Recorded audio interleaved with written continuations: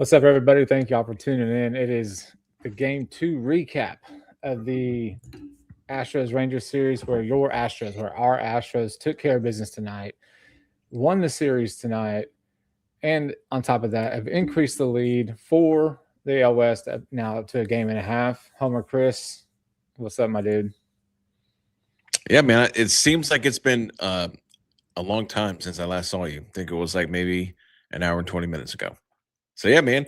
Great feelings. The Astros took care of business. A little bit closer than what we were kind of hoping for. But hey, one more. We got the sweep. Yeah, look, Petey Pete, and as Bryles would say, Lamborghini is on the hill tomorrow. Christian Javier scratched from that start. Chris has a opinion on that possibly. We'll see what goes down. I mean, you're looking at a full day, just about. I mean, it's five on Monday, 5 p.m. Central Time is when the trade deadline expires. You're seeing around the league where a lot of these potential trade target are being scratched from their either starts or being pulled out of the lineup for precaution. Just a couple will be Freddie Peralta, Jose Soriano with the Angels, now Javier with us. So we'll see what happens tomorrow. Hell, something could happen tonight. I know that tonight while we were watching the game, Chris was, you know, working his thumbs out on a constant refresh, trying to see what was going on. To no avail. There was nothing going on, but except another belt to ass that the Astros took care of the Rangers. That's 5 wins. Let's see, what is that? 5 in a row, 10 out of the last 11. They're playing fantastic baseball. They're hot at the right moment, going into this deadline, dude. Where you add a couple pieces. There's no telling where this team can go. Yeah, and tonight it was great to see. Because the Astros kind of struggled a little bit. Because they put up some runs, and then the Rangers came right back and tied it. They put up runs again the next inning. The Rangers came back and tied it, and the Astros were finally like, okay, let's just put up some runs. And once they got up 5-3, I mean, they pretty much didn't look back, and you got a pretty decent game out of Ronel Blanco, and then but again, the bullpen comes in, shuts it down. Outside of the one home run that was given up by De Los Santos. But I mean, after that, I mean, once Hader came in, he comes in, shuts the door down. Everybody in Houston goes home happy. And yeah, I mean, the Astros got the better of Jacob DeGrom again. So this is now the last two starts. I mean, they've chased him out pretty quickly. Yeah, we were talking about that tonight, dude. I mean, you had DeGrom throwing what was it? He only lasted 4 innings, I think. Let me look at this real quick. Three and Yeah, a I think third. he was. Three and a Yeah, third. I mean, but you had his pitch count up into the 80s in 3 innings. I mean, it was 22 in the first, 22 in the second. I think there was at least 18 in the third, right? I mean, you were just going deep counts. I mean, this is the second time that we've seen DeGrom at Daikin where, you didn't put up the runs on DeGrom like you had before, right? But you worked a lot of deeper counts and you just increased that pitch count to where he couldn't go deep. He also had a thing where he called the trainer out for some strange reason in between one of the innings or after one of the batters. But overall, dude, I mean, you put up five on DeGrom. He had 3 Ks. He also had 5 walks, right? But Blanco, man, dude, he was so close to going five, so close to getting a decision in this game. I believe his pitch count was high 70s, maybe low 80s by the time he got pulled. But I mean, his final line was 4 2/3 of 3-run baseball, 5 hits, 2 walks, 4 Ks, and the home run to Wyatt Langford. Which, look, if you want to, it goes in the stat book as a home run, but it was a line drive that scraped the Crawford boxes, right? So it's probably only getting out in a couple of parks, maybe just one. So overall, like I think overall it's pretty good for Rennell. Your top four in your lineup went 6 for 15 tonight with 4 walks and well, I mean they didn't drive in runs because those were Taylor Trammell. Taylor Trammell played really good tonight. Yeah, no, he did, and I think what I really enjoyed from the offense was yes, they were working counts, and it was clear the game plan was work counts, get Jacob Degrom out of there as soon as possible. I mean, because like even though Degrom's, I think he may be 35, maybe even be 36. Man, he was still throwing 101. I mean, that's just Yeah. insane. I mean, but what I did like is that their mentality wasn't, we're just going to try to walk. I mean, you had a big key hit from Wade, and then you had, like you said, Taylor Chamel, and then you had, they executed their plan perfectly. It was work the counts. When you got something to hit, you put the ball in play. Jordan almost scared me half to death trying to score. When he scored on that pass ball. So it was good to see him get up and walk normally. So that was definitely a Yes. hold your breath kind of moment. But hey, hats off to the offense. Like I said, they executed the game plan. Bullpen held it down, and Ranger fans are crying now for the second consecutive game. Yeah, dude. I mean, let's see, let me look at their box score. I mean, only one guy had multiple hits. Now it's Brandon Nimmo. Like that was it. Everybody else was one for, right? I mean, Blanco did his part. I mean, you don't expect Blanco to come out in 7 innings of 3-hit baseball. Like you don't. Now it'd be fantastic if he did, but he did his job. And then your bullpen comes in aside from what you touched on with De Los Santos giving up the one run, but that was one of the 2 hits that your bullpen gave up tonight, and you threw out Sousa, De Los Santos, Oker, Abreu, and Hader tonight. 5 relievers. Did I add right? Yeah, 5 Yeah. relievers, 2 hits, one of them being a home run. So, yeah, man, just it's just so awesome. And look, and even with you winning this game, your runners in scoring position. Like if you want to nitpick, you were 3 for 13, not good. I mean, you did have multiple opportunities in this game to either break the game open or really seal it to get some insurance, and you didn't. But look, I'm not going to try to nitpick tonight. You won the series against the Rangers on a big series that was for the first place in the division. You're back up top. Now you got a game and a half. Go for the sweep tomorrow. You got Lambert on the hill. Then you take care of Toronto when they come in. So, in some other news, I'm sure it was all over y'all's feed, no matter if you're looking at X or Facebook or TikTok or whatever. Correa's doing some baseball drills. His interview was essentially like not why are you doing this, but like, what's the plan?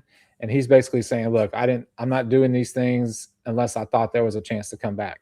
So my take to that, and then Chris, I'll get yours, is I think even the notion of him coming back gives the ball club extra juice, right? Because regardless of what he offensively he would put up, or defensively or whatever, I think just that attitude in the locker room, that dog mentality in the locker room, and the anticipation of him possibly coming gives the team a little bit of juice.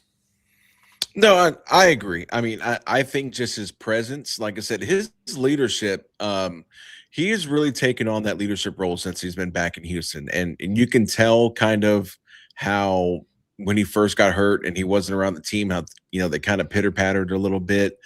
In a perfect world, butterflies, unicorns, as long as it's 100% healthy, I would love to have him back, especially for a playoff run, because you know what Correa can do in the playoffs.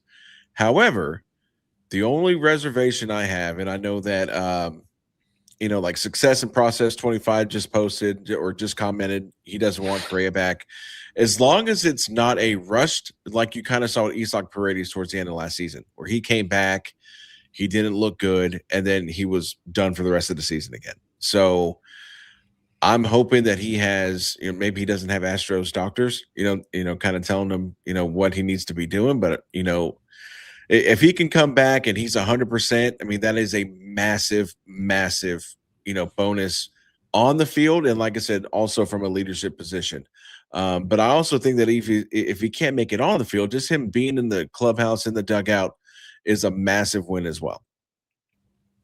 Yeah, for sure. Look, man, to play as cool as it is to possibly have him back, there's also part of me that's like, don't break up the chemistry that you currently have with the guys that are playing daily. Like there's that part of it too. Even though Correa, like you said, is a huge leader, legend here in town, right? Has that dog mentality. This team, the group of guys that are playing right now, have a really good chemistry, and they're playing some really damn good baseball, right? I think everybody knows their role. I think for Paredes, ever since Correa has gone out, I mean, I can only imagine that the sense of where do I fit in this puzzle, has gone away because now he is essentially everyday third baseman. He's playing first every now and again, but like for the most part, he is everyday third base now because of Correa's injury. So I still think it's cool though, man. Like if Correa were able to come back, but I 100% agree. Like should be zero rush to get him back on this team unless he can really take that and and contribute. There's no reason to rush him back. I mean, if he's going to be 80%, you might as well just shut him down and let's go for 27. No, I agree. I mean, I think that the main thing is, you pretty much hit the nail on the head. I think that once Correa went down, as crappy as it was, but I think it took all of that like extra nonsense for Isak Paredes in the back of his head. Like you said, where am I going to play? Am I going to be third base one day? Am I going to be first base the next day? Am I going to DH? Am I going to play second base? And it just allowed him to kind of hone in and say, hey, I'm the everyday third baseman. I'm going to focus on playing third base. Yes, I mean, right now, this team, even with the ragtag group of outfielders, they are gelling so well right now. And, like as much as, like you said, on one hand, it would be great to add that piece back to the lineup. But then now you're putting guys out of their normal, their normal rotations of where they're going to be at. Now you've got to, should we sit Altuve so we can, because Paredes may not have, he may not have played in a couple days, but I mean, it's a cool thing. I even read one thing where one of the people posted on X to be like, imagine the aura of the playoffs if somehow we pulled off a trade for Springer and you had Correa come back. You'd have Springer and Correa for the playoffs. Like that would be, I mean, I think it's one of those nostalgia dreams. I mean, like, I think that's what it's kind of more of. Well, that would be cool if it were back in 2021, right? Like Springer looked good in the playoffs last year, though. Last year, but he hasn't played very well this year. He's been hurt this year. He hasn't. The season that he put up last year is not what he's putting up this year. Now that was going to be hard to replicate because you weren't really thinking that Springer like was going to have the season he had last year. And like he's just been hurt this year. Correa, we all know his history of injuries, right? But dude, ever since Correa has come over from the Twins, he was hitting close to 300. We talked about the stats, since he's come over from Minnesota. Like he's a more professional hitter. He's a lot more opposite field, a lot more, singles to the right in situations at the plate where, I think earlier on in his career he was looking to, drive the ball out of the park. So, look, man, it's good to be in this spot where we're talking about these type of things right now. Like the Springer thing, I don't think that's going to happen. Like I really don't. Like I don't think they're going to bring Springer back. Correa, it would be really cool, I guess. We've set our pieces on that. But I like where we're at right now as the team. The rotation's looking good, the bullpen's looking good. And dude, like your offense is putting up enough runs to where this bullpen can come in and shut it down. I think you're just missing a couple of pieces, right? And I think it goes to, that left-handed bat that we talked about over and over again. I mean, there's been so many names being thrown out there. There was a thing on X or Facebook, I'm sure, where there's a potential trade to Minnesota that Brian Abreu was on the move to. Who was the guy? Trevor Lonick. And apparently Crane shot it down. Like, I don't know how true that is. But, I mean, that would be a good piece. But Abreu, for all the shit he was pitching earlier in the season, his last several outings have been pretty good. I mean, he pitched an inning tonight, one strikeout, no hits, fairly clean. So you're getting, like I said, this team's gelling. You're a game and a half up. You've got one more game against Texas tomorrow to finish it out. I don't know. Oh, they're throwing Kumar Rocker tomorrow against Lambert, right? Yeah. I mean, I think overall, like, I don't really want to jinx it, but like, I'm not overly scared of Kumar Rocker, right? I mean, we've hit him here at Daikin. We've hit him there at Home Depot Stadium, right? Like, I'm not overly scared. So as long as the offense shows up, I think you go for the sweep. Chris would hit his prediction. And then you get the Blue Jays in town. The Blue Jays have been struggling all season. I mean, all season. They have not replicated, what they were doing last year. So that should be another winnable series. Then you're at San Diego, at San Francisco. And then your next home series after the 3 with Toronto is 3 home for the Mariners. So you've got some games coming up where you need to extend this lead in the division, right? And man, just keep making them push through. Yeah, I mean, so and it's kind of crazy if you think about it, because I have a question I'm going to pose not just to you, PK, but to everybody that's chiming in. I think Brian McTaggart's, I think he put it out earlier today, or maybe it was late yesterday. I can't remember. Where basically this Astros team has played 500 ball from May all the way into now, but the problem was they went 8-18 in April. So they had one bad month of April, and like I said, so we're at, I think it was last night, July 31st, we finally, went back up to 500. So you mentioned something about, bringing Correa back. And I know that obviously the answer is yes, you still want to go out and make it, try to upgrade the outfield. But do you think that right now, and I know the expectation is the Astros, I'm not expecting the Astros to go, continue winning at an 800 clip for like the rest of the season. But do you take the chance of bringing in an outside outfielder and messing up whatever this gel that the Astros have right now? Or is this one of those things where it's like, man, they're playing, even with the ragtag, group of outfielders, adding a better outfielder is going to even make this team better? Or do you kind of hesitate looking at now they've won 10 out of the last 11 and say, maybe we shouldn't, tinker with this starting 9 right now? Now, I mean, of course, I'm just playing devil's advocate. You absolutely make a move if someone's available. I mean, because Zach DeZenzo, it brings you nothing, and that's just the reality of it. He doesn't bring anything that says we have to keep him, right? I mean, he brings consistent swings at balls in the dirt. No, that's a fact. And sometimes he runs after a drop third strike. You know what I'm saying? So, so Zach DeZenzo, no, like that, he's a move. Taylor Trammell, look, Sleeper just chimed in, right? He's been pumping on Taylor Trammell for a minute. Like he has. I'll give him that. He really has, dude. And like Trammell's been, look, Trammell is what he is. He's a good outfielder. Now, Lucas Spence, we talked about this a few episodes ago. Like, do we think the Lucas Spence experiment's over? Your answer was yes, it's over. Yes. He's probably just holding a spot down until a new player is acquired, and then he's going to be sent down, right? So to answer your question, 1,000%, you still make the move. I agree, and you get DeZenzo, either gone or back down to Sugarland. Spence goes back down, let him, play down there. But you 1,000% get that outfield piece that you need, and then you figure out where to go from there, where he fits into this team. I agree with that. I agree with that 100%. I just like playing devil's advocate. But Astros Flag Tour posted something, and I just want to address this because somebody messaged us on one of our shorts that we put on Facebook. So all those people who thought we should have been sellers, I was one of them. And, so the comment that was made was, oh, you guys are jumping back on the bandwagon. And here's the thing, man. At the end of the day, PK, myself, Browse, dude, we're fans like everybody watching here. We're fans like everybody that's posting, everybody that posts on TikTok. At the end of the day, we're fans. We're not being paid by MLB or Space City Home Network. We're doing this because we're fans and we enjoyed talking about the Astros.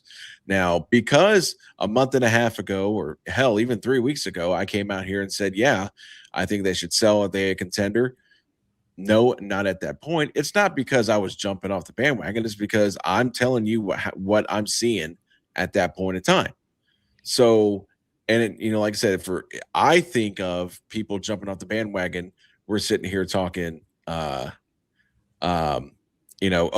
screw the Astros. I'm sitting here waiting for football season. No, man. I mean, like we watch every single game. We follow these teams, and yeah, now that they've actually started playing to their potential, we have every right to be excited as much as I feel every Astros fan who bitched and complained about how terrible the Astros were, and couldn't stay consistent. Everybody should be excited about how the Astros are playing. So, yeah, and I'm not saying Astros flag was calling me out. I'm not saying that, but that's kind of like I've seen now a multiple like things being brought up about how all of a sudden we're excited and we're on the bandwagon. We never left the bandwagon. We just kind of like we get frustrated. We're fans, dude. Yeah. We're fans. I think that's the only way to put it. That's the best way to put it, is that you get frustrated watching a team that on paper should be excelling more than what they were, and their product on the field was not equal to what their roster was. Now, and that's with the outfield situation we have. Like, you still had a core group of guys that could still put up numbers, and they weren't doing it. So it's more out of frustration. I'll never not be jump off the wagon for my hometown team. Doesn't matter, right? I mean, I always ride with them. I rode with them for the 3 years when we were 100+ losses, and we put out. You had anybody that could wear a uniform that was a professional was playing, right? You still went to the games. You still rocked for the team. And that was back when tickets were $5. That's what I'm talking about. Look, you could go to a lot of games at that time. You know what I mean? So yeah, dude, I get it. I mean, look, and I understand the optics from it is we're negative Nancy when they suck, and we're all the praise when they're good. Yeah, that's kind of true. It's kind of because we're equally frustrated with the product that we're watching when we've been so accustomed to seeing a winning baseball team. So you said it perfectly, man. That's fine. Every now and then. Doesn't happen a lot. Yeah, it does. And then look, you still got 2 guys down. You have at least 2 guys down in Fayetteville that are mashing. Oh, give them 3 more years. And the next group of guys, or next group core, as long as they make it through and you don't have to move them, those next 2 kids are going to be beasts. I hope they can do whatever they got to do this trade deadline without moving either one of them. That's my hope. Yeah, they should. I think they will. I mean, dude, but it's like, okay, so the hype with so when Correa got drafted, number 1 overall, right? I mean, there's no way you're moving him. Like, when obviously they didn't, right? Well, they were in rebuild mode anyway, so okay, yeah, and so it's different. I know it's different now, but you're kind of on that. Let's just be honest. You're on the back end of this Astros dynasty. I mean, your guys are getting older, right? I mean, you've got Altuve who's 30, whatever the hell he is, 6, something like that, right? Like, I really feel like God, I almost did it again. I almost said Drayton McClain. Jim Crane. You're really starting to show how old you are. I know. If I say Jerry Hunsaker, I'm going to really show. Oh, I just did. Right. Those were the days. Those were the days. But I really feel like Xavier Nans and like Kevin Alvarez are like those 2 core young talent kids that like are just untouchable, regardless of what piece that you want to get this year, next year, whatever. Like, I really feel like those are the 2 kids in your organization that like you can build around your future. Your next group, your next run in this organization could be built around those 2 guys. So I really hope that the Astros see it the same way as I do. And I'm just an AC guy that talks on a podcast with my buddies. So hopefully they have the same thought process as I. But I honestly do think those 2 kids could be the cornerstone for the future of this organization. Yeah. Actually, I posted. So Colton Brentley, you're going to get the call out because I saw your post. I put it up. Yeah, in a way, yes. This Astros team does kind of remind me of the 2021 Braves. You had a bunch of, you had Acuna go out. Granted, we have no Acuna that went out, but, basically Dana Brown, and that's who ran that regime. But Dana Brown rebuilt the outfield in the trade deadline, and they went on a run. I mean, so, yeah, I mean, hopefully, he can strike gold twice. And, we'll sit back, come October when everyone's high-fiving each other, holding up hopefully holding up a 3rd trophy, saying, man, what a shitstorm the beginning of this season was. But at the end of it, it worked out. I'm telling you, I need a new flag. This flag's a little bit old. You know what I mean? I need another World Series flag up in it. It was also free. It was also free. I don't know why we got to talk about the details, or who gave it to me or any of that stuff. I'm just saying, I just need a new flag, need a World Series That's flag. fair. That's fair. But yeah, it's gonna be fun, man. The rest of tonight, all day tomorrow, all day Monday. I don't know how any work Chris is gonna get done by Chris on Monday at our office. None's gonna get done.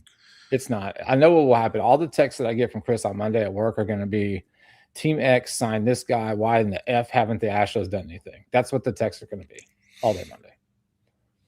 I mean, that's kind of how it went last year. So like the last hour, and then that's when you had the Correa trade, and then you had the Jesus Sanchez trade. I mean, so yeah. I'm hoping to see something tomorrow. That would be great, just to kind of set the tone.